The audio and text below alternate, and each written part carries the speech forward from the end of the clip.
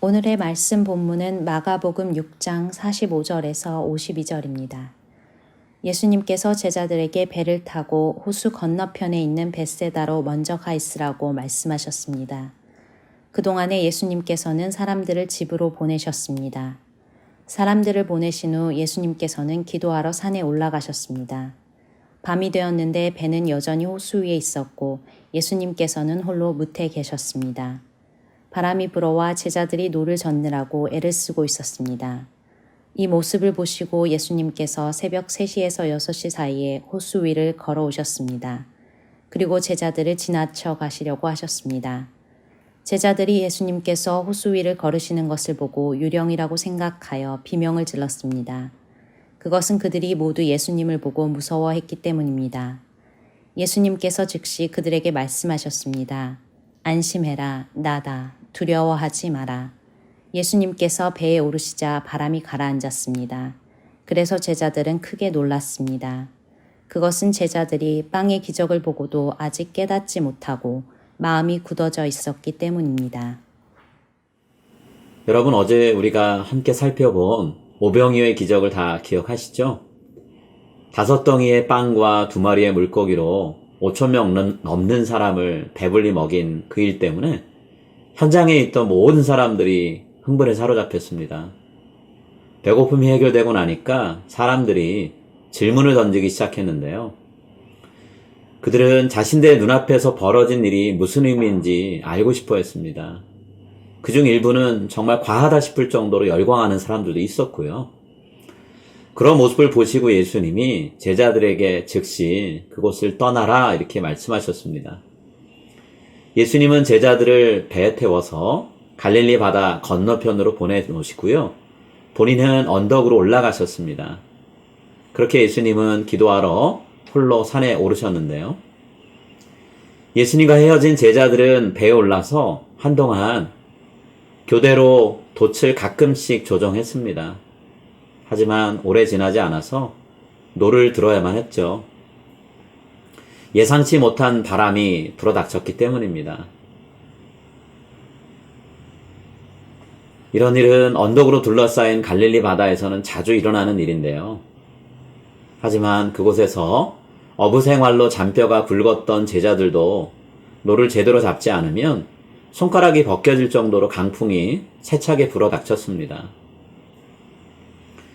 제자들이 아무리 노를 잡고 배를 움직이려고 해도 마음대로 되지 않았어요.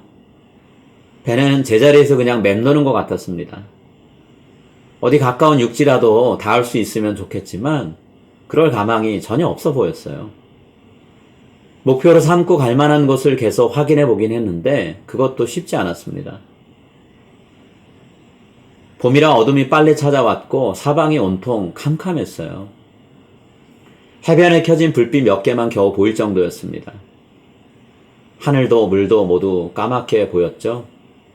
마치 하늘과 물의 색깔이 지금 제자들이 처해 있는 암울한 상황을 말해주는 것 같았습니다. 제자들은 노를 젓다가 다들 지쳐버렸죠. 그래서 서로 말이 없었어요. 교대하면서 노를 젓느라고 시간이 얼마나 지났는지도 알지 못했습니다. 제자들은 그냥 자고 싶었어요.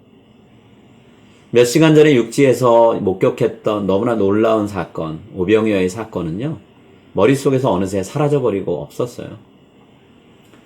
그 순간 물 위로 뭔가가 다가오는 모습이 보였습니다. 제자들은 속으로 저게 뭐지? 하고 생각하다가요. 서로를 바라보면서 저게 뭐야? 저게 뭔가 있어. 뭔가 우리를 따라오고 있어. 저거 분명히 유령일 거야. 우리 이제 끝났어. 저건 우리를 물에 빠뜨리려고 찾아오는 죽음의 천사일 거야. 이렇게 갖은 상상을 하면서 두려워하고 있을 때 걸어오는 그 무엇인가로부터 소리가 들려왔는데요. 너무나 고요하고 잔잔한 음성이었습니다. 그 음성의 주인은 제자들을 먼저 배에 태워서 건너편으로 보내고 홀로 기도하러 산에 오르셨던 예수님의 목소리였어요. 예수님이 제자들 곁으로 다가오시면서 말씀하십니다. 기운내라, 나야. 마치 예수님이 왜 그래? 무슨 일 있어? 하고 물어보시는 것 같았어요. 다시 한번 예수님이 입을 열어서 말씀하십니다. 두려워하지 마라. 제자들은 모두 속으로 이렇게 생각했을 겁니다. 전들 그렇게 안 하고 싶겠어요? 어느 누구든 제 입장이었다면 두려움에 휩싸였을 거예요. 제자들이 이런 생각을 하고 있을 때 희한하게도 점점 그런 생각들이 잦아들었고요. 두려움이 사라지기 시작을 했습니다. 그 옛날 위기 상황에 처했던 이스라엘 백성들에게 하나님이 나타나셔서 두려워하지 마라 하고 말씀하셨죠. 때로는 하나님이 천사들을 보내서 두려움에 빠진 사람들에게 두려워 말아라 하고 말씀하셨죠. 바로 그 말씀을 예수님이 지금 제자들에게 하고 계세요. 그리고 예수님이 제자들을 괴롭히던 그 두려움을 그들의 마음에서 사라지게 만드십니다. 여러분, 제자들이 배에 오르기 전에 처음 했던 오병이어의 기적, 도저히 설명할 수 없는 사건이에요.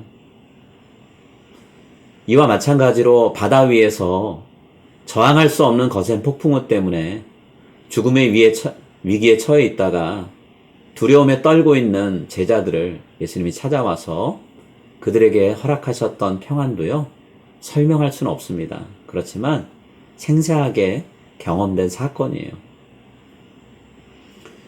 앞으로도 제자들이 예수님을 따르다 보면 이렇게 설명할 수 없는 놀라운 체험을 하게 될 거예요.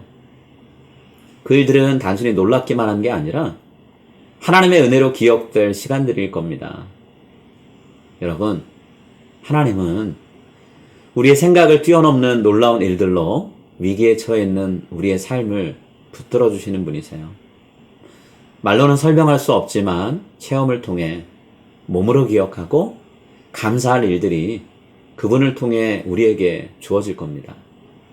그렇기 때문에 우리 모두 기대하는 마음으로 예수님을 따르는 삶을 살게 되기를 바랍니다. 두려워 말아라 라고 하신 예수님의 음성과 그분이 이루시는 놀라운 일들을 경험하는 은혜가 여러분들의 삶 가운데 넘쳐나시기를 축복합니다. 이제 오늘 주신 말씀을 붙잡고 다음의 기도 제목으로 함께 기도하시겠습니다. 하나님, 인생을 살다가 뜻하지 않은 위기에 처할 때가 있습니다. 그때 저 멀리서도 우리가 처한 공경을 보시고 곁에 다가와 주실 예수님을 기대하게 하소서. 나의 힘으로 도저히 해결할 수 없는 상황으로 인해 지쳐서 모든 것을 포기하고 싶을 때 제게 두려워 말라, 내가 함께 하노라 라고 말씀하시고 평안을 허락해 주소서.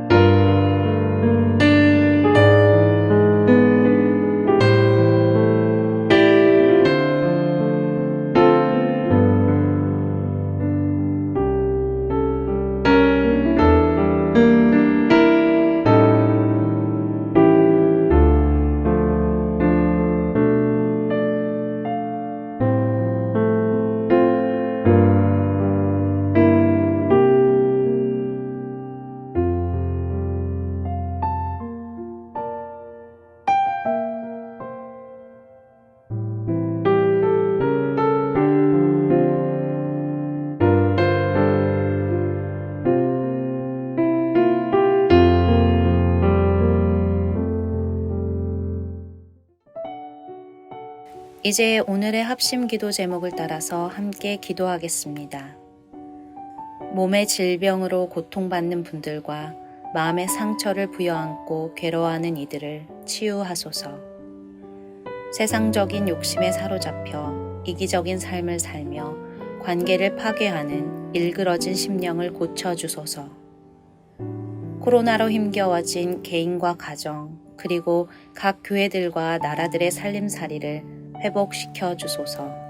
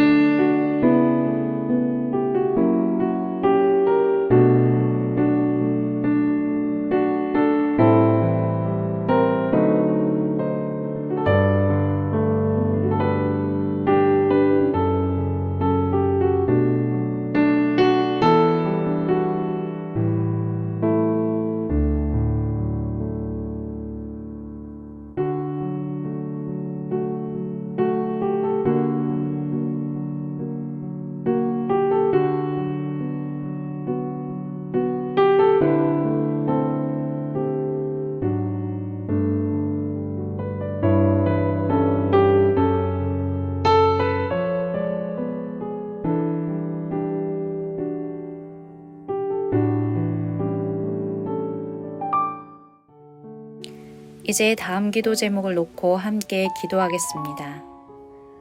교회가 교회다울 수 있게 하시고 우리들이 예수님을 닮은 그리스도인다움을 회복해 하소서. 인간의 욕심을 채우기 위해 함부로 훼손된 모든 자연 환경이 건강한 모습을 되찾게 해 주소서. 코로나 팬데믹을 통해 인간의 무분별한 개발을 중단하게 하시고 자족하며 살게 하소서.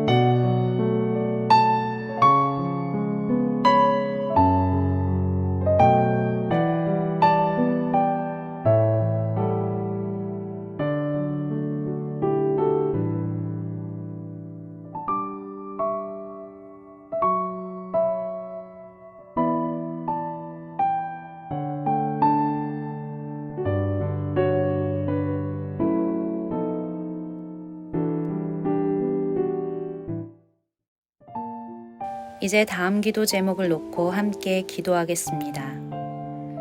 마가복음 묵상을 통해 예수님의 발자취를 따라가며 하나님의 참된 사랑을 깨닫게 하소서. 기도하는 중에 우리 각자에게 말씀하시고 행동하게 하시는 하나님과 만남을 갖게 하소서. 코로나 사태를 통해 심화된 이웃의 아픔과 고통을 돌아보며 하나님의 말씀에 순종하게 하소서.